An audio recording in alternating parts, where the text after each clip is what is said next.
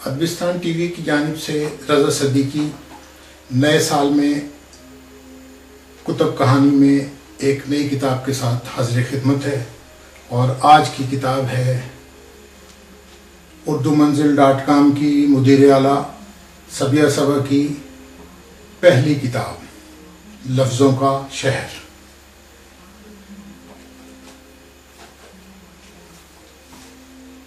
شاعری میں غزل ایک انتہائی لطیف صنف سخن ہے، جہاں بہت ہی متنوع خیالات اور معتدل نظریات کی ضرورت ہوتی ہے۔ تجربات و مشاہدات کے لیے غیر معمولی حد تک معتدل لسانی عمل کی ضرورت ہے۔ آئیے ریچرڈز کا کہنا ہے کہ اچھی شاعری وہ ہے جہاں زبان کی ترتیب و تنظیم کے لیے غیر معمولی کارکردگی کا مظاہرہ کیا گیا ہو۔ ایسی صورتحال میں زندگی کی رعنائیوں، رنگینیوں، الجھنوں، پریشانیوں، شادمانیوں کو اپنے من میں ڈوب کر حقیقت کا سراغ پانے کی حد تک تلاش کرنا پڑتا ہے۔ شاعری پر کسی قوم یا علاقے کے اجتماعی مزاج کے اثرات نہ چاہتے ہوئے بھی مرتب ہوتے ہیں۔ تقسیم ہند سے پہلے کی شاعری کا جائزہ لیا جائے تو شاعری کا آہنگ ایک جیسا نظر آتا ہے، لیکن جیسا کہ میں نے کہا کہ ہر قوم اور علاقے کے اجتماعی مزاج کا پرتو اس علاقے کی شاعری میں نظر آتا ہے۔ یہی وجہ ہے کہ ہندی شاعری گیت کی مدھرتا پر رقص کرتی نظر آتی ہے، جبکہ پاکستان میں شامل علاقوں میں پیار اور محبت کی کھلی فضا کا رنگ ہے۔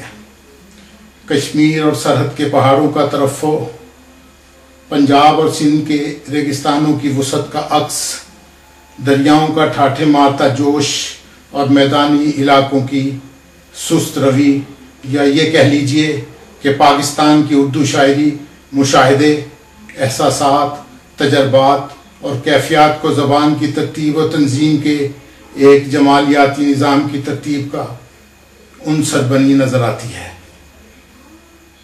غزل کو عورتوں کی زبان میں گفتگو کرنے کا نام دیا گیا ہے۔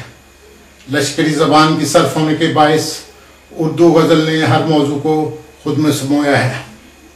عورتوں کی زبان مردوں کے ہاتھوں پروان چڑھی، مرد نے عورت کو اس میدان میں اپنی برتری کے زوم میں دوسرے درجے پر فائز کیا۔ اردو ادب کا نقاد خواتین شعراء کو مرد شعراء کے تقابل میں بڑے حقیر انداز میں دیکھتا ہے۔ وہ خواتین شعراء کا خواتین شعراء سے تقابل تو کرتا ہے، لیکن کسی شاعرہ کے منفرد اصول کو کسی مرد کے اسلوب کے تقابل لانے کی زحمت نہیں کرتا کہ کہیں تقابل سے مردانہ شاعری کے آبگینے پر خراش نہ آ جائے۔ یہ ایک حقیقت ہے کہ خواتین کی شاعری بھی اتنی ہی قدیم ہے جتنی اردو زبان۔ کہتے ہیں مشہور فرانسیسی مورخ کارسس ڈیٹاسی نے سن 1821 عیسوی میں شائع شدہ اپنی کتاب میں لکھا ہے کہ اس نے شہنشاہ اورنگزیب کی شہزادی زیب النساء کی سن 1632 سے سن 1701 کے درمیان لکھی گئی نظمیں دیکھیں اور ان کا مطالعہ کیا۔ آج کی شاعرات اپنے لہجے میں اتنی ہی پختگی رکھتی ہیں جتنی مرد حضرات۔ اگر ہم ادائی سے شروع کریں تو صبیہ صبا تک آتے آتے نام کا ایک گلدستہ ہے جو مرد شعراء کے مقابل میں بھرپور لہجے میں شاعری کر رہی ہیں۔ شبنم شکیل، ایشور ناہید، یاسمین حمید، سمینہ راجہ، فہمیدہ ریاض، زہرہ نگار، نسرین انجم بھٹی، شہناز مزمل، شاہدہ حسن، منصورہ احمد، ناہید قاسمی، نوشی گیلانی، فاطمہ حسن، پروین سید فنا، ثروت زہرہ جیسے نام اپنے توانا لہجے کے باعث مردوں کے شانہ بشانہ کھڑے ہیں۔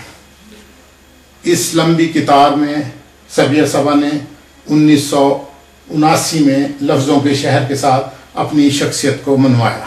میں آپ سے سبیہ صبا کی کتاب لفظوں کے شہر کی بات کر رہا ہوں۔ لفظوں کا شہر، یہ کتاب 1979 میں شائع ہوئی۔ لفظوں کے شہر میں موجود شاعری کی اٹھان پنجاب کے شہر ساہیوال سے ہوئی۔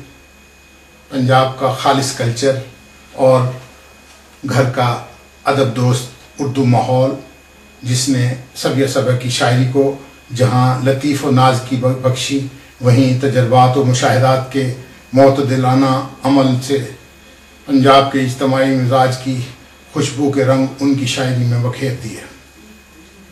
سبیہ صبا کی شاعری میں ایک ایسی جاذبیت اور کشش ہے کہ پڑھنے والا اپنے من میں جہاں ایک عجیب سی کسک محسوس کرتا ہے، وہیں دھرتی کی سوندھی سوندھی خوشبو بھی محسوس کرتا ہے۔ سبیہ صبا کا ایک موضوع وطن سے اظہار محبت بھی ہے، جس کا اظہار کہیں وہ شاعرانہ حسن سے کرتی ہیں اور کہیں یہ محبت جذبات میں ڈوب جاتی ہے۔ وہ کہتی ہیں، شامل ہیں اس ملک کی تعمیر میں ہم بھی، یہ ملک ہے تصویر تو تصویر ہے ہم بھی، سونا ہے ہر ایک ذرہ میری دھرتی کا لیکن کیوں لوگ صبا ہیں یہاں نادار زیادہ۔ لفظوں کا شہر کی شاعری کا مرکزی خیال وہی پریم رس ہے جو اردو شاعری کا خاصہ ہے۔ سبیہ صبا الفاظ سے تصویر کشی کرتی ہیں۔ وہ جس ماحول میں سانس لے رہی ہیں اور معاشرے کی جو تصویر دیکھتی ہیں، اسے اپنے داخل جذبات اور احساسات کی روشنی میں جلا دے کر کرتاس پر بکھیر دیتی ہیں۔ لفظوں کا شہر کے بعد سبیہ صبا کے 3 اور مجموعے کلام منظر عام پر آ چکے ہیں، جن پر ہم پھر کسی ایسی ہی ایپیسوڈ میں بات کریں گے۔ لفظوں کا شہر سبیہ صبا کی شاعری کی بنیادی اساس ہے اور باقی مجموعے اسی اساسی بنیاد کی توسیع۔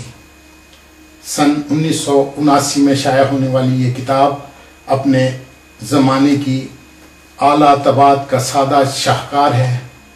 اسے عوامی پبلیکیشن ساہیوال لاہور نے شائع کیا اور اس وقت کے مطابق اس کی قیمت صرف 10 روپے ہے، 30 سال پہلے کے 10 روپے۔ محترمہ کو چاہیے کہ اس کتاب کا ایک نیا ایڈیشن ضرور شائع کرائیں۔ ادبستان کا میزبان آپ سے اجازت لینے سے پہلے آپ کو ایک بار پھر بتا دے کہ آج ہم بات کر رہے تھے سبیہ صبا کی کتاب لفظوں کا شہر پر۔ لفظوں کا شہر سبیہ صبا کی پہلی کاوش، سن 1979 میں چھپنے والی یہ کتاب 30 سالہ تسلسل رکھتی ہے۔ ادبستان ٹی وی کے پروگرام کتاب کہانی سے اپنے میزبان رضا صدیقی کو اجازت دیجیے۔ اللہ حافظ۔